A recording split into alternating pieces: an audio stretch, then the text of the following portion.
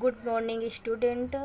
महाकवि सूर्य स्मारक inter college की तरफ से यूट्यूब चैनल में लड़कियों के लिए कक्षा 10 गृह विज्ञान के कुछ इम्पोर्टेंट क्वेश्चन मैं भेज रही हूँ, जिसे आप देख लेना और सीखना।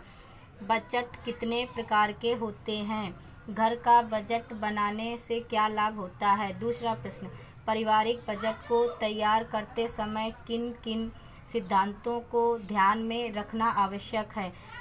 जब भी हम गृह विज्ञान के प्रश्न लिखते हैं तो उसमें हमें हेडिंग लिखना अति आवश्यक होता है।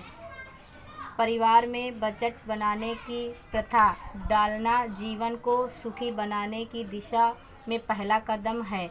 इस बजट का संबंध परिवार की अर्थव्यवस्था से है। पारिवारिक बजट में किसी परिवार की विशेष अवधि में होने वाली आय तथा प्रस्ताविक व्यय सम्मिलित रहते हैं। दूसरे शब्दों में किसी परिवार के एक निश्चित अवधि के आय व्यय में वितरण को बजट कहते हैं।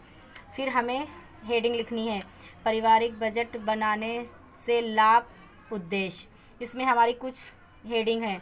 व्यय पर नियंत्रण, बजट बनाने से व्यय आय से अधिक नहीं होता और उस पर नियंत्रण हो जाता है। आय से अधिक व्यय पर करने पर व्यक्ति शरणगत हो जाता है। दूसरी हेडिंग, अनावश्यक व्यय पर रोक, अतः बजट से पूर्व निश्चित योजना बना ली जाती है, अतः फिजूली खर्चे का प्रश्न नहीं उठता। योजना अनुसार अगर हम पैसे खर्च करते हैं तो हमारे ऊपर ऋण नहीं होता है।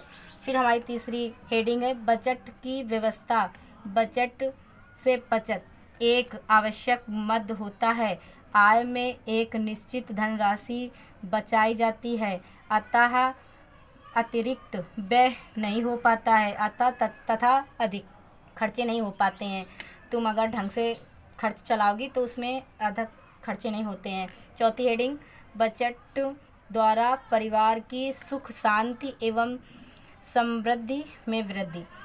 जैसे हम अपने बजट द्वारा अपने परिवार का सुख शांति समृद्धि वृद्धि में ध्यान रखेंगे ढंग से, तो हमारे फिजूल खर्चे नहीं होंगे।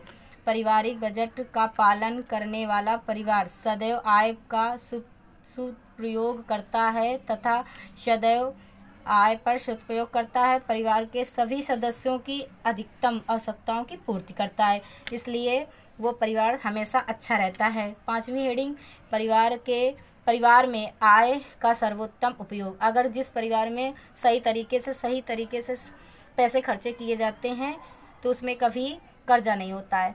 बजट द्वारा में बचत व्यय की पूर्ण योजना बना ली जाती है, जिससे वह आय व्यय की संभावना नहीं रहती है। यदि कभी आवश्यकता पड़ती है तो पूर्ण भी हो जाती है, क्योंकि हमने कुछ पैसा बचा के रखा है। जब ज़रूरत पड़ती है तो उसे हम अपने तरीके से खर्चा कर लेते हैं, तो उसमें हमें कभी कर्ज नहीं होता।